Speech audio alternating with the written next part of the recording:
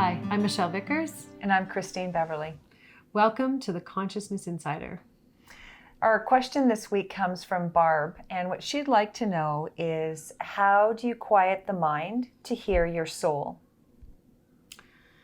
Hey Barb, thank you for your question. So, actually this is it's actually really cool because a lot of people ask this question, especially in our society today. We're so busy. Our brains are inundated with information, really on a second to second basis. It's not minute to minute anymore. It's second to second. So we're firing, our brains are firing in a way that they've never really had to do before. So quieting your mind is, it's funny because I think that so many people try to do this. We have a higher rate of sleeplessness and stress than we've ever had. And all of it relates to how much our brain is on. And, with cell phones now, smartphones, everyone is connected. They're plugged in. If you want an answer, you're going to get your answer within seconds. There's so much information that is coming at you, boom, boom, boom, boom, boom, that turning your brain off it's a struggle. Whereas, we were born and we were created to be present. We're not present anymore because our brains are so busy. Make sense? Totally. Yeah, it does. So how do you get out of that space? Well, the first thing you have to start to do is to look at what's actually important. And you need to prioritize what's important to you. And I think that that's where a lot of people are like, well, I can't not have my cell phone and be available 24 hours a day. What would it mean? The world would fall apart. My children couldn't get me. My husband couldn't get me. I couldn't get, a hold of this person, or someone couldn't get a hold of me. And it creates anxiety, which then means, and so anxiety is the energy that occurs when you hold yourself back from the truth. And the truth is, nothing's going to fall apart without you. Really? It'll all be all right. Okay. But more importantly, you actually get some time to decompress. Your brain cannot be quiet or still while you're running on full speed ahead. Does that make sense? It makes so much sense. Yeah. And that's where you have to prioritize. Most people don't even know how to prioritize because their phone is a priority. It's the only priority. Everything that comes through has to get done, has to get taken care of. So now they have more things that they have to take care of than ever before because this person texted and this person emailed and this person, commented on one of their something. And they have to get back to everybody because if they don't, oh my goodness, then everyone's going to think. So our to-do lists have, what is it when you multiply it by 10? Like it's just so big that your brain doesn't have any time to relax. So your job is to decide what is actually important. Okay. Mm-hmm. And you have to look at where you're spending your time and where you're not spending your time. If you're, maybe you don't even have a cell phone, and your time is still not yours because you've committed it to taking care of this person and making sure this happens. And, whatever your world looks like, for me, before I started on my consciousness journey, my brain wanted to be busy and on all the time. So I had the radio on, I had the television on. If the radio wasn't on, it was constantly listening to music. And, and there's a lot of people that say to me, "Well, I love music." It doesn't mean you don't love it. It means that you also need to give your brain space to just be without a stimulation that is asking something of you. Because even though you may not think, you may love the song and you say, "Oh, it's relaxing to me," your brain is still interpreting that there's stimulation coming in. Mm-hmm. Makes sense, right? It does make sense. Yeah. The stimulation of the brain. Yeah. You have to be willing to allow yourself to decompress. And that's the time it takes to go from high stimulation to being comfortable, not doing anything and having no stimulation. And it's that transition that is really the most challenging part of the whole thing. A lot of people say, "Oh, just quiet your mind, mindfulness." mindfulness is a little bit different, but at the same time, it's a lot of the same. It's learning how to use your brain in a way that's effective for you. So if your goal is to be more present in your life, to be more aware of the signs that your soul is sending out to you, you have to learn how to quiet your mind. Mm-hmm. You have to be able to recognize the signs. You'll never get them if you're singing along with every song, or, catching up on your latest show that you PVR'd because you don't even have to watch it real time now. All of these things that, that everything is available at our fingertips, but our mind is no longer able to be quiet. And that's really where I always find it funny when they say it's revolutionary, it's new revolutionary technology. And I'm like, yep, that's taking you further away from being yourself. Mm-hmm. And at the end of the day, that's the most destructive thing on the planet, really. So what they're saying is, Barb, you need to allow yourself to first decompress. So looking at that list, what's important? If it's important to you to spend more time with your family, then make that a priority, and what they're also showing me is FaceTime is super important. Not FaceTime on your phone, because that's not what I'm talking about.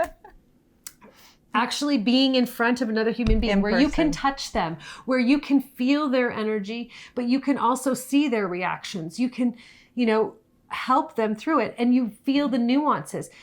We have become a society who looks for nuances in a text or in an email. So we're assuming that that's how that person is feeling. We forget that, when Christine smiles, her eyes light up, and it's not just a cliche. She genuinely does. And she gets these little lines on the side of her eyes. And I love them because to me, I know that whatever I've said has touched her heart. It's not just, okay, Michelle, that's lovely, right? It's all the way in. Mm-hmm. So, getting to know yourself and spending time in those places that are important to you and with the people that are important to you is the first part of quieting your mind. How ridiculous is that, right? Everyone's like, oh, you're just doing more stuff. You're actually not. You're not doing anymore. You're being present to what it is that you actually want to do. And it's also choosing to release anything that's not important to you. Mm-hmm. So making a conscious choice that if there is something that you are about to do that is not in your best interest, that is not, serving your bigger picture in the sense of wanting to be, more aware, it's about letting yourself relax and also allow yourself to let go of the things that are not feeding the bigger picture. And I think that that's where a lot of fear comes up. Most people don't make those choices because they're scared of hurting the other person or what the other person's going to think of them. And when you are feeding those two things, you're not feeding yourself. You're feeding your fear and you're feeding that other person's fears. And you're saying that our fears are all more important than spending time with yourself. Make sense? That makes a lot of sense. Quieting your mind is only possible when you focus on spending time with yourself, you focus on what's important, and you allow yourself to let go of all of those things that you thought were important or that other that other people told you was important, and you took them on. You gladly said, oh, that needs to be important to me, whether it's something you've been doing for 20 years, 30 years, 40 years, or you've been doing it for 2 weeks. It doesn't matter. If you chose to take on something that someone else deemed important and then you just decided that it was important to you, you are no longer serving yourself. You are choosing to serve that other person's version of the truth for you. And that's, it's another pitfall that a lot of people make. And we do it because we're trying to please and we're trying to please others and help them. And the best way to help yourself is to allow yourself to put yourself first. And that just means that it's recognizing A, what's important to you, B, what's not important to you, and choosing to no longer focus on what's not important to you. And that's the big step that most people forget. They think it's really easy. You just focus on what's important to you, but you have to also be aware of what's not important and then choose to no longer focus on it. Because again, if you don't take some of that away, you can never decompress. And without decompressing, you can't expand your awareness. Because in your brain, there's space for one or the other. So if it's all taken up with focusing on everything else, you'll never have space to just be.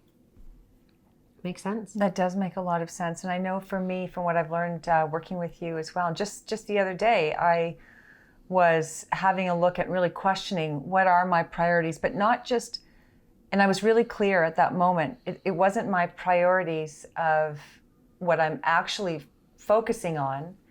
I was wanting to become aware of what are the actual priorities that are important for me to focus on that are part of the big picture. Not just the ones I'm choosing to focus on, because they may not line up with the big picture for me. Exactly. And we talk about the big picture all the time. Because the big picture is the only thing that is important, right? How you feel and where you're going is, that goal is always an expression of how you want to feel when you get there. It's not what it looks like on the physical side, but how you want to feel. And I was just going to say that too, because when my brain is so busy and active, which it has been for many, many, many years,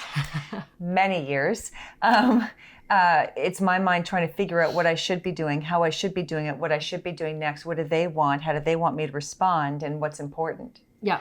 But that also comes from a lot of training, when you spend so many years in a particular career, and then you're mentoring under someone, and then you have a family that thinks and raises you in a certain way. It's all, we're products of our environment. Mm-hmm. And in order to shift that and to allow yourself to become conscious, you have to be aware of where you're choosing to participate in a way that someone else designed for you. And taught me to do. So I had to recognize that first, and then I learned how to, get a lot calmer and quiet.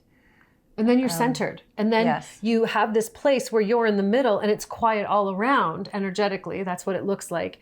So that when something comes into that space, you know it the moment it's there. Because you feel it. You're not thinking about it. 100%. And that's how I began to shift into, and I also found that too when I'm trying you go ahead first. Just the other day, another example, with work being really full and my mind was really active, trying to figure out how to navigate and move through what I was focused on working on just the other day. And all I wanted to do was sit and plow through and get her done. And I'd been at it for hours and hours and hours. And I finally gave myself permission to step away from the computer and unplug. And when I did that, was out walking in nature. I wasn't trying to figure anything out anymore. I was just being present. Yeah. When I do that, my mind is quiet. That's when all the awareness and the insight come in from my soul without my trying to figure out what my soul wants to tell me. It slides in because I chose to be calm and quiet and you be don't present. Need to know. I didn't need to know. And that's the other. When you're needing to know, you're pulling on energy. Yes. And you're not actually allowing the space to open up to truth to come in. You're pulling on what you want it to look like, even if you don't think you are, because you're like, oh, I don't have any expectations, but you need to know. Needing to know in itself is an expectation. Yeah. But going back to talking about how being in that space and you being in the center, and then it's clear and it's quiet around you and you can start to feel things come in. A great thing to try at home, and we do it somewhat regularly in our house, is, and it lets us know when we need to spend a little bit more time with ourselves. It's actually really fun. So find a person that will do it with you and stand at the other side of the room from that person, and then slowly walk towards each other until you can feel the other person's energy, or you feel that they've stepped into your energy. So what I recommend is one person stands still, the other person walks, so they're walking into your space, and then you do it with them and walk into their space so that you can feel when they've hit your energy, or they can feel when your energy is coming into their space. It's actually a really cool exercise. It lets you know where your energy field is. It lets you know, because sometimes our energy field is really close, and sometimes, it can be the size of a whole room. I mean, it's depending on who you're choosing to be. The more conscious you are, the more expansive your energy becomes, and then you're able to receive more information and more experiences, sort of like you can see the energy more around you, right? So anybody that's coming in, you can see them. Yeah, it's such a fun thing to do, actually. I enjoy it. Yeah. Okay, but I'm also a geek who loves to play with energy on a Friday night because going to a bar is not nearly as much fun to me as playing in energy. So anyways, You're awesome. So I hope that answered some of your question, Barb. You know, it's really quieting the mind is consciously choosing to participate in letting go of anything that does not deserve your time or your energy. That's it. Yeah. It's fantastic. Cool. Thank you so much to everyone who is watching this episode. Barb, we really hope that was quite helpful for you. It's the most valuable experience that I've had is learning to calm my mind. And to anyone else who might have a question they'd like to submit, please visit michellevickers.com on the Consciousness Insider page and go to the bottom. There's a form. Please fill it out and hopefully we'll select your question in an upcoming episode. Thanks so much. Thank you. Have a great week. Bye-bye. Bye.